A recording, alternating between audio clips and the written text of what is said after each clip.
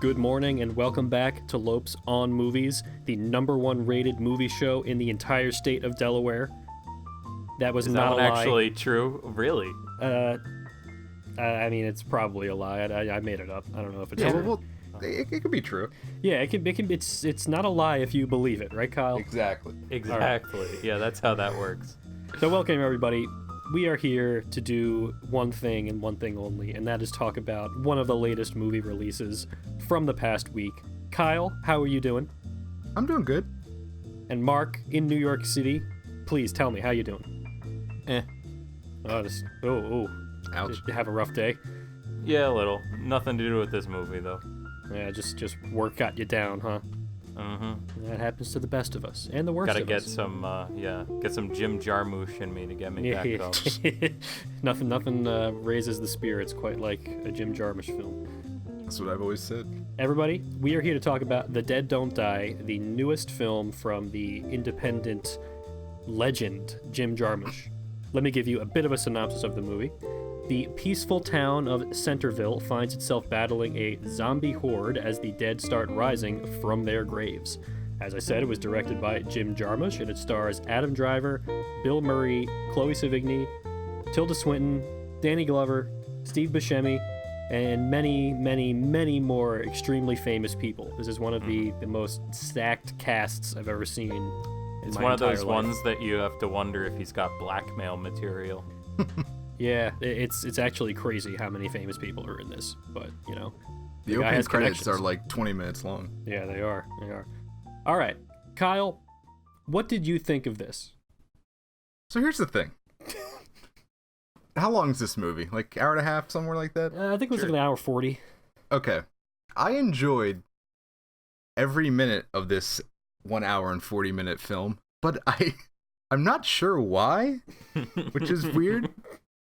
I laughed at it. I liked the characters. Adam Driver was great. Ghouls. As we'll always. talk more about that later. Ghouls. But it was a very bizarre movie, and I don't have much Jarmusch like experience. So maybe I don't this is think we just- do either, honestly. Well, Yeah, so- you guys have more than me at least. Yeah, so I've seen, now, counting this, I've seen 4 Jim Jarmusch films. Oh, So Okay. I've seen Stranger Than Paradise, which was kind of his like big breakout student film, I think. Okay. Way back, I think it was in the 80s. Then I've seen Broken Flowers, which was the first movie he did with Bill Murray. And I've seen Patterson, which is that recent one that he did with Adam Driver. So there's a Yes. little bit of a through line there. But this will be the 4th Jim Jarmusch film I've Mhm. seen. Okay. But I definitely can't call myself an expert, so I'm not going to pretend that I 100% got this guy down. But I mean, if this is like the first Jim Jarmusch movie that you ever see, I think you're in for something. Yeah. And I was. I don't know. I really enjoyed it. I thought it was a great movie, but man, it was just bizarre.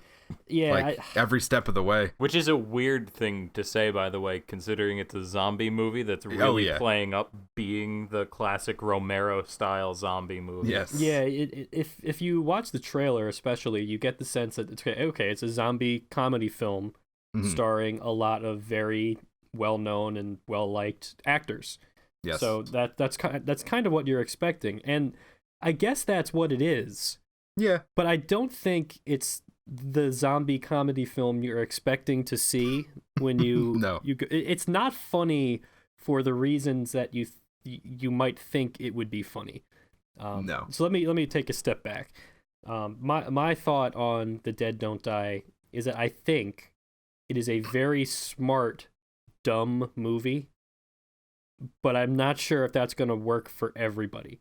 I think No. depending on various factors and who you are and how you're feeling that particular day, you'll either find this movie very, very boring, very unwatchably pretentious, or really, really funny. It's one of those 3 things, and I don't Yeah. think there's any in between. Not really. I found it very, very funny, but it's kind of a weird situation because many critics have been not too big on this one. The critics are way more familiar with Jim Jarmusch than we are, obviously. Mhm. So for them, like, they watch this, and a lot of the complaints I've seen is that it's lazy, it's kind of pretentious, it doesn't really know what it's doing. It just doesn't feel like a real movie. And on the surface, I definitely like agree that it has elements of that. Like one of I the can first, kind of see that. one of the first lines in the movie is like the Adam Driver and Bill Murray play police officers, and they're riding around in their patrol car listening to a song called "The Dead Don't Die" by Sturgill Simpson, whose name you'll hear about 100 times throughout the course of the movie. Yes. And Bill Murray's like, "Oh man, this song sounds really familiar," and Adam Driver's like, "Oh, it's because it's the theme song, right?" Which is one Right of off those the like bat. those major clunker meta jokes that I would usually find really, really irritating. But I think that this movie may be operating on so many levels of irony deep that you can't just take that at face value. If I have my impression of your impression correct, it's that this movie is not a zombie movie. It's not a parody of a zombie movie. It's the parody of the zombie movie. Kind of, yeah. That's kind of where I'm at on this. The thing I found striking is that, and maybe I'm a bit of a sucker for this kind of character writing, but it's basically an ensemble cast, and it's got that very punchy style of writing where you get the sense of a character within the first 30 seconds that they're on the screen, and they don't really need to develop beyond that point, but you get that nice like that's what this guy's about. And it's like this cast of really bizarre, quirky, almost like Twin Peaksian but not quite kind of characters, where they're all just total weirdos, and most of them are really likable weirdos. It's weird to me because one thing that I always think about, or that I was thinking about while watching this, was especially me and you, Mark. We were very into student films when we were in college in like an ironic way, because student films are often very bad, for lack of a better way of putting it. Because when you're a student and you're trying to do things, a lot of times the ideas you come up with are very, very overwrought. They're raw, and obvious and stupid. And that's not though to say obviously as a knock on any student film, because no, people of course need not. to get that out of their system. Like we did that too. We made terrible movies, but it's really it's almost like a rite of passage to go back and look at them and laugh at them. There's a lot of things that are common in student films, and one of those things is making really obvious and dumb meta jokes where, you know, for example, a character says, "Man, this movie sucks," like talking about the movie that they're in. Like it's one of those things that whenever I see that in like a student film or any film, it usually makes me just like instantly hate it, because it's so lazy and so bad, and it indicates that they don't have confidence in the story that they're telling. But that's not the sense I get from this. The sense I get from this is that the whole movie is like a joke. Like the fact that the movie exists at all and what it is, like he gets this insane cast together to make something that is so unspeakably dumb and that you can't kind of believe what you're incredulous, watching. It's like I said, like some of the critics were saying, "Oh man, this movie is just so lazy. It feels like it's half baked." But I feel like that's the point. Like that's why it's funny, because it's so lazy and dumb. Like there's so many dumb things that happen in this and in writing that just feels really poorly thought out. Like, but that's like the I point. think one of the key moments is the pseudo meet cute that happens halfway through the movie that leads to absolutely nothing between Selena Gomez and the comic book gas station attendant guy. Oh, that's my favorite scene, I think. Yeah. That it's a great scene. The epitome. If you can't see that coming through in that scene, then I don't know what to do for you. Yeah, exactly. It's hard to say beyond, like, it's very, very, not even dry. It's like so over the top that you can't see it as anything but the ridiculous farce that it is. Yes. But it's like it's a combination of that kind of ridiculous farce and this really like funny deadpan delivery, especially from Adam Driver, who definitely like Adam Driver. That guy steals the show, and I think everybody He's so good in like, this movie. If you saw the trailer for The Dead Don't Die, then you probably remember Adam Driver saying "ghouls." Ghouls. How could you forget? Maybe you don't. It's maybe almost like a gargle that he says it in. Maybe we're just weird, and that made an impression on Johnny, us. For this some might just reason. be one of those weird things that's just like It's an funny. inside joke that we all agreed on. Right. I think this is the ghouls, the ghouls movie. Ghouls. To me, It's so good. the thing that sold me on seeing this was seeing the trailer and hearing Adam Driver say ghouls. Ghouls. But the thing that kept me to it is how knowingly stupid it is. Yeah. So, Well, especially in that same scene where they belabor. This is like the first zombie attack in the movie. Oh, yeah. And they have several characters march through the exact same 2 shots. yeah. And all give their impression of it. Yeah. And they're It's all all the the same same impression. impression. Yeah, my favorite is like there's 2 horribly mangled dead bodies on the ground, and like Adam Driver walks into the diner, is like, "Oh, yuck." in a way that only Adam Driver can deliver that line. So good. Yeah, it's And this is minutes after he's driving to the diner in his little like Prius car. or He whatever. zooms up in his smart car. his smart car. I mean, but the thing is, like, that's funny on its own if you take the movie at face value and as if it's just like a deadpan zombie comedy. But that's not the only level this is operating on. Like, Yeah. I don't want to spoil too much because I feel like the experience of watching this is something that you really deserve to have mostly fresh. But just Yeah. know that every time Tilda Swinton appears on screen, Oh, it's magic. You're in for something that you're in for something. Let me just say that. Yes. There's only one more major point I want to bring up about this, and that's one of the other things that I think a lot of critics have been saying about this, and I almost feel like it's because of Jim Jarmusch's reputation, where they're expecting something more from this than what it gives you. Like a lot of people have been trying desperately to find some kind of serious meaning out of this thing. And when they come up short, as you're inevitably going to do because this movie is the dumbest thing I've ever seen, then you might have a more negative reaction because you feel like it just feels like Jim Jarmusch isn't he's this is an art movie that's a miss. I think some people got the impression that this was a downsizing movie, where in downsizing, Oh, they want you to gosh. feel genuinely bad that you haven't shrunk yourself to save the planet. In this movie, Why do you have to bring up that movie? because I feel like that runs parallel to what is going on in this movie, where if you actually take the environmental message in and of itself at purely face value, you're gonna end up at some really weird places. Well, that's my favorite thing though. Like the premise of the movie, or like the premise of like why the zombies are happening. So there's like in a diner, they're listening to like a radio broadcast, and somebody's like they're talking about this thing called polar fracking. That like okay, so I guess that means they're fracking at the North and South Pole. I guess that's what that's supposed to mean. Yeah. But a guy comes on the radio and it's like, "Don't worry, guys, polar fracking is totally not dangerous," right? And then it's basically implied on the news that this polar fracking reverses the Earth's magnetic field, which then makes zombies happen. Yes. That is so dumb. I love it. Ghouls. And just as one little final bit of clarification, just so that you guys don't think that we're either underselling or overselling it. In an interview with who is this? This was with Movie Phone. So Jarmusch was asked, so you worked with Amazon on Patterson. Did you ever pitch The Dead Don't Die to a streaming platform? Because this movie is being released in theaters. It's not a like direct to streaming thing. Apparently, Jarmusch went to Netflix and they turned him down because they said, "Oh, the script is a bit too sophisticated." I just want you to think about that for a second. and Jarmusch says, "This is one of the dumbest things I've ever written. What are you talking about sophisticated?"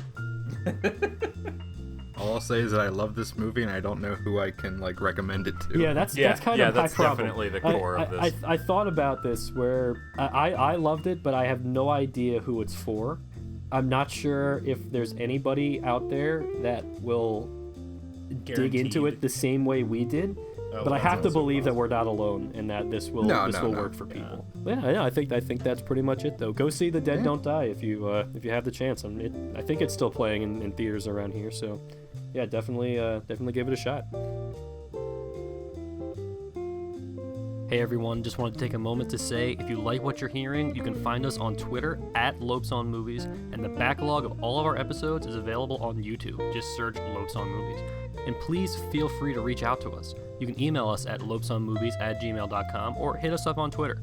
We want your feedback, and who knows, if we like what you have to say, maybe we could even have you on the show sometime.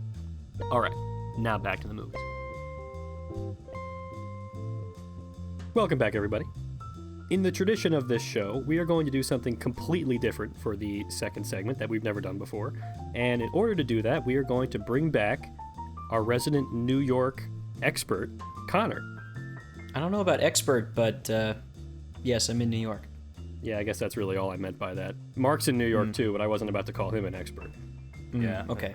One of the problems with living in Delaware as a film fan is that your options are comically limited. There's very little to see, and there's very little film culture in this state in general. So it's kind of nice to be able to check in with somewhere that actually does have film culture every now and then. So having this connection to New York City is actually great.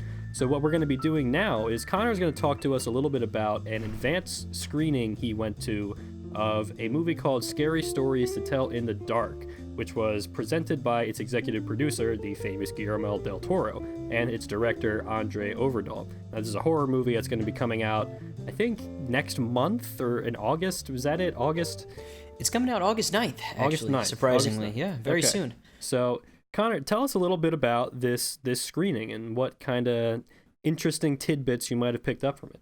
Sure, okay. Yeah, I thought it was worth talking about since I went there, and it also included a live Q&A with Guillermo del Toro and Andre Overdahl. Ooh. So that was kind of cool. So they've been doing it, as I've been reading from other critics, that they've been doing this all over the city in various theaters. So I think I went to one of the first ones, a few weeks ago, and I just thought it was interesting on some of the things that I saw. So first, I've gone to these things before, and there's a couple types of advanced screenings. There's the ones that are, test audience stuff, where they want you to see the movie, and then they want you to give your feedback with a survey, or sometimes they invite you into like a panel at the end to talk about scenes that you thought were slow, fast, didn't make sense, characters you liked, who you didn't like, that kind of thing. And on those ones you sign like an NDA, a non-disclosure agreement, and you can't talk about what you've seen. So there are some that I've even seen recently. Isn't there one that you went to and the movie is still not out?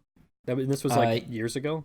Yes, I actually found out that it apparently did release. It released only in like Ireland, and there's no way I can see it because Are you still under NDA? Can you reveal? I think now that it released, I'm probably not, but I wanted to see it. I think the movie was called Say My Name, and it had aspects of it that I liked, but it had a very huge problem at the end, which I brought up, and in the panel at the end, I brought it up, and then the way they run these things, the person went, all right, so who else agrees with Connor here, because you wear a name tag? And then every single hand went up, and it was also the first one of these that they presented to an audience, so it had all the producers and writers like right behind, and right when that happened, you saw all of them clamoring around and like shuffling pages and stuff. So they were really nervous about this one. Oh, that's devastating. Yeah, it was and then it was like a year and a half later that they actually apparently released it, but it got buried somewhere. Like it's not, you can't even find this on any streaming services, nothing. Oh, that's a shame. So you told me about it. If someone can find Say My Name, please send us a DVD copy. Send something to the show so I can please watch it, so I can see what they changed from when I saw it in the first go round. Yeah, but there's other ones that I saw, like Juliet Naked, whatever. But that's not what this was. So this was like the other type of advanced screening, which is the hype train. Ooh. This is the one where they want people to go so that they can tell their friends, like, hey, I saw this movie that looks really great. You're going to have to see it once it comes out. Mm-hmm. So that's what I thought this was going to be. But then I went to it, and, obviously it's presented by Guillermo del Toro, an Oscar-winning director, and the director that he handpicked for this movie, Andre Overdahl, who directed a movie called Troll Hunter. It's a fairly popular. That was a fun movie. Yeah, it's a fairly popular horror movie, which is why I guess he picked this guy. So for this one, Scary Stories to Tell in the Dark, they only showed 2 clips. For the whole thing. 2 clips. That's practically stuff that you could find on YouTube. Yes. Wait, so this is an anthology film, right? The idea being that it's like multiple stories Okay, so in that's one?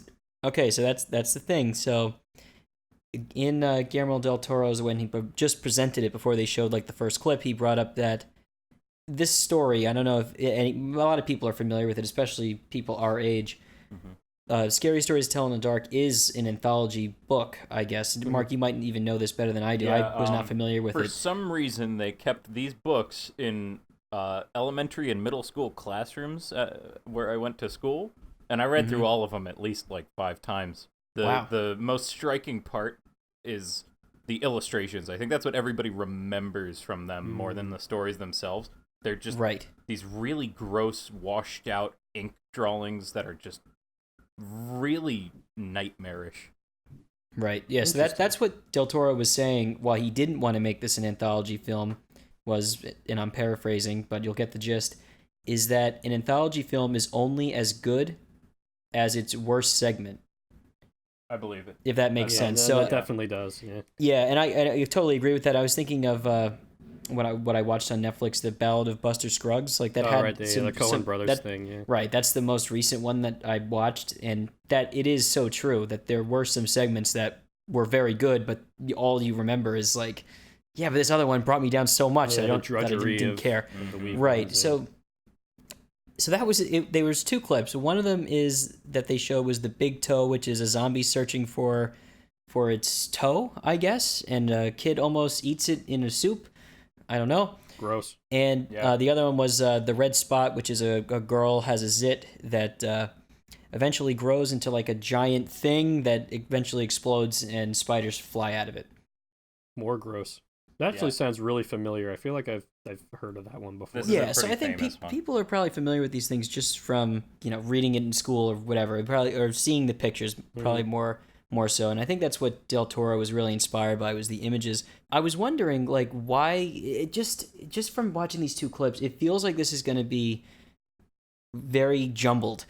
I'll continue and elaborate. What I was wanting to ask him, and I didn't get a chance to, was why they felt this would be better as just making one narrative story rather than just making like a Netflix series or something, or some kind that could just focus on these individual stories. And based on what I saw from the clips, it's that there really are not there's not that much material there. And I think that's probably evident in the story. Mark, you might be able to say this more, that it's based on the illustrations more, that you don't really have that much material that you can use. Maybe I'm wrong about that. They could stretch it out, but it's been quite a while since I've read this, but the stories go anywhere from like half a page to maybe like 5 or 6 at most, and this is like relatively spaced out print. They're really short, and they're just like there to get to the point and gross you out or spook you or whatever. Yeah, right, and that's exactly what it felt like. Like the red spot, the girl's grit, like you said, the girl's zit grows giant and eventually explodes into spiders. Like that's a creepy image, but what's the story? Like, am I just gonna sit and watch this zit grow bigger until it explodes? That's the story. Yeah. So then you watch those 2 clips, and Del Toro said he wanted to make sure that they were using a lot of practical effects. That's the thing. that's the new fake way of selling something. Exactly. And to me, it just looked like a lot of bad CGI coupled with mediocre preteen child actors, and which makes me nervous, which gets me into my next point, which is this movie comes out August 9th. Right? They're trotting around an Oscar-winning director with the director of the film. They're giving everybody in the crowd popcorn, soda. They're putting a big thing on the screen while they're talking. They have the logo for Twitter and Instagram and Facebook, encouraging people to try to promote this on social media in every way they can. Yet there's no reviews of the film. They don't have enough of they can't show any real story. They just have a couple of clips, and I'm telling you, these clips might have been anywhere from 3 to 5 minutes. I don't think the film is done. I think they're really worried about this. So but it's fascinating. Why would you? Because they one thing if they do it once, where they bring Del Toro out, but this is an Oscar winner. that they're Yeah, I know. Like, they're- what is he doing wasting his time with this? it's really strange to me, and like I could makes you really want- foresee, or not foresee, but I could really see Guillermo del Toro just being a huge fan of the books, because he seems to have, he's got those pet projects of his that he really wants to get done, and I'm guessing that this falls into the same category of stuff like Mountains of Madness and so on, where he's just like, I just love horror stuff, I want to make horror things. Yeah, I think that was definitely part of it. He definitely had a passion for this, but it just doesn't. It feels like there's not a lot here, and it's very weird that you can't find a review of this. The only thing, if you type in like to try to find something about this, is other critics describing their experience in this same thing that I was just at. Right. Yeah. Where they talk about these two clips like there's some kind of masterpiece, but there's nothing to it. You don't know what you're even seeing. But it's almost like these people are mystified by the fact that Del Toro is in front of them, and he's a great speaker too. He's a very interesting guy, and he really plays well to a New York crowd also. Yeah. So it's so I guess these people just get mystified by it, which is why all these reviews are somewhat positive so far, even though they're reviewing nothing. Yeah. Like they're reviewing 2 short 3-minute clips, like, and then they show you the trailer. They're reviewing their experience on a Q&A with Guillermo del Toro, basically. Right. Okay. So another thing from the Q&A. So I was trying to ask a question. Other people got there ahead of me, I guess. But there was a couple. Del Toro was able to create very good answers to what I thought were very poor questions. But yeah, that's which like is what kind you of usually the advanced screening MO. Yes, This is really more of a comment than a question. Yeah. Right. Exactly. So eventually he got onto the point of the state of horror movies, and Del Toro gave a great answer that was, his whole career and when he was younger, whatever, he was always being told that horror films are dead. Horror's back. Horror is getting more going. In all these variations. Horror is dead. Horror's back. Whatever. And he feels that there are still very great horror films being made. He likes a lot of the ones that have come out, but he did see that there's a problem where he sees these young directors will come out, make a horror film. You can make horror films for fairly low budgets, and they are just banking on getting enough notoriety and decent reviews so they get scooped up by Hollywood to direct their whatever next movie they want to make. Some big blockbuster thing, and then they're in the Hollywood system. They become a renter director, and they just do that for the rest of their careers, which he didn't use exactly those terms, and he didn't name names, but that is clearly what's happening in Hollywood too. Yeah, the whole phenomenon of taking an independent filmmaker who has made a couple of little things, then propping him up to direct some big budget piece of crap is it's kind of the story of Hollywood these days. To me, for a film that comes out in, a month and a half, right? Yeah, just about. And there's no film yet, and it doesn't have a single review out there. Critics haven't seen it. I think there's a sense of worry there. That's too bad. Yeah, especially in a summer that hasn't been very promising for movies so far. So well then. I think that's gonna do it for us this week, everybody. Thank you so much for listening. Thank you, Connor, for your inside look at this disaster in the making. Well, it's gonna be really curious to see now. We're gonna have to watch it. yeah, I guess we'll have to see it now. So thank you again. We'll see you next time. Ghouls.